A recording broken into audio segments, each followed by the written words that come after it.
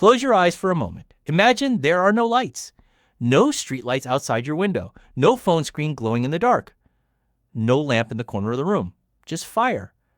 A small, imperfect fire cracking and shifting in the wind. And beyond that fire, nothing. Just darkness. Whatever lives inside it. And voices. Someone nearby is speaking. Someone is telling a story. You do not know all the words, but you lean in closer anyway. You feel the warmth. You listen. Something deep inside you wants to know what happens next. That is where humanity began. Not in a library. Not in a classroom. Not on a stage under bright lights. Around a fire. In the dark. Thousands of years before writing. Before cities. Before any kind of civilization. Humans were already doing this. Gathering together when the sun went down and telling stories. The question is, why? Why in the dark? Why not during the day when everything was visible and safe? What was it about the darkness that seemed to call something out of us? Some deep, quiet need to speak, to listen, to imagine something larger than ourselves. This is not a small question. This may be one of the most important things that ever happened to the human mind. Today, stories are everywhere. You can watch one on your phone right now. You can read one in seconds. Stories exist in every corner of your life. On screens, in books, in music, in conversations you overhear while waiting for coffee. No human in history has ever been surrounded by this many stories at once. But something about nighttime still feels different. A campfire story does not feel the same as a daytime story. A whispered tale in the dark lands somewhere deeper inside you. When the lights dim in a theater and the sound fills the room, something shifts in your chest. When someone leans in close and says, "Let me tell you something," the whole world gets a little quieter. The darkness still does something to us. It always has. Ancient humans felt it too. But for them, it was not just atmosphere. It was something they needed to survive. Picture this. Around 70,000 years ago, a small group of early humans settles near a rocky outcrop as the sun goes down. The sun goes down fast. Within minutes, the world beyond their fire becomes completely invisible. The trees vanish. The hills disappear. The ground past a few feet simply stops existing. There is nothing out there but sound and darkness. They can hear things. A crack somewhere in the trees. A low, unfamiliar sound from somewhere they cannot see. Predators moved in the dark. These humans knew this from experience. The night was not peaceful. It was full of things they could not explain.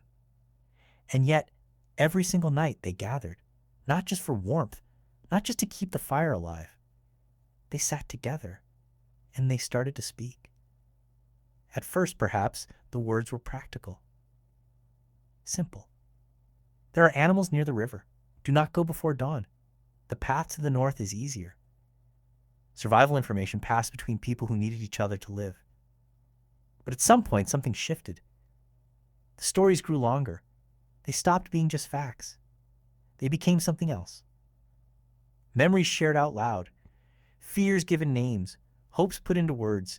Dreams retold to people who had never seen them.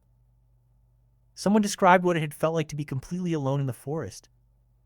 Someone tried to explain the strange light they had seen in the night sky. Someone spoke about a person who had died, and for a moment, that person existed again inside the words. The story was no longer just information. It was a door into another person's inner world, and once humans found that door, they never stopped walking through it. Researchers have spent decades trying to understand how storytelling emerged in early human life.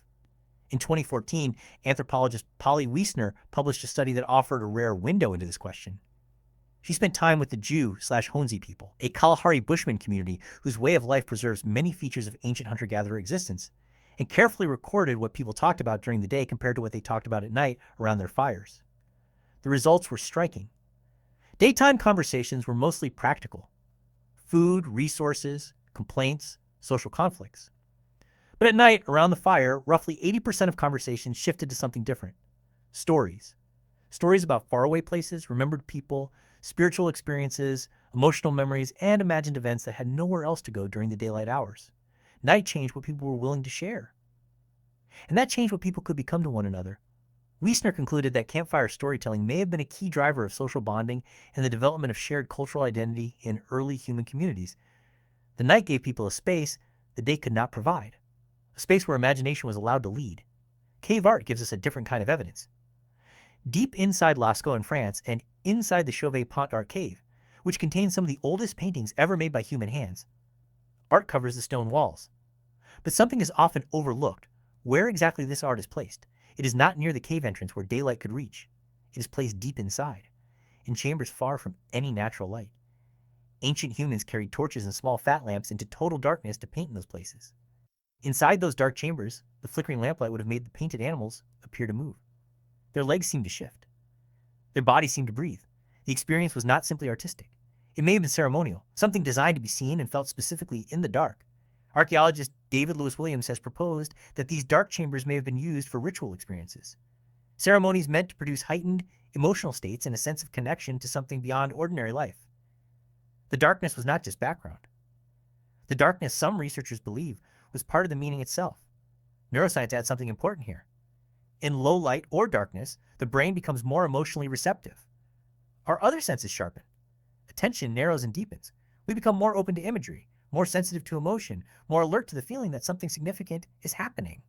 The brain enters a quieter, more inward state, one that is less distracted and more ready to feel. Ancient humans did not have a name for this effect, but they felt it, and they used it. Unconsciously, intuitively. Darkness prepared the mind to receive a story in a way that bright daylight never could. Primatologist Robin Dunbar has connected the role of fire to what he describes as extended social bonding, the deep relational behaviors that hold human communities together over time. Fire extended the hours people could be together. It gave the group a shared center. And around that center, in the dark, people told each other who they were. There is something else worth understanding. In a world without writing, stories were not just entertainment. They were memory. They were archives. A story about a dangerous river crossing was not just interesting. It was a warning that could save a life 3 generations later. A story about a drought that lasted long ago carried practical knowledge dressed in human experience. The oldest storytelling was a kind of living library, held not on pages, but inside the human voice, passed from one night fire to the next. Think about what it actually meant to tell a story in the dark to people who truly depended on each other to survive. You were not just sharing information. You were saying, there is something inside me, a memory, a fear, something I experienced, something I imagined, and I want to give it to you. I want you to feel what I felt. I want you to know what it was like to be me. That is one of the most profoundly human things one person can do for another. And it may have started in the darkness, because darkness was the only time when the work of the day was finished, the world outside had vanished, and there was nothing left to focus on but each other. In the dark, the ordinary distance between people gets smaller. You listen more carefully. You move a little closer to the fire. The voice of the person speaking becomes the only thread connecting you to something larger than yourself. You hold on to it. Fear alone does not build a community. Information alone does not create lasting trust. But shared imagination. Stories told together in the dark, around a fire, in a world that was mostly unknown and often terrifying. That builds something that can survive across generations. That is how culture is born. That is how belief begins. That is how a group of frightened humans became something more than people who happen to be standing near the same fire. We live in a world with lights now. We can chase away darkness whenever we want. But notice what happens when the power goes out. Notice what happens at a campfire, in a dark cinema, in a room where someone leans close and lowers their voice. Something activates in you, something old. Something that was placed inside the human mind tens of thousands of years ago, beside a small fire, in a dark world, when one person needed to speak and another person needed to listen. The darkness still works. The story still pulls you in. You still lean a little closer. Maybe the need was never really about fire or darkness at all. Maybe it was about what those things allowed.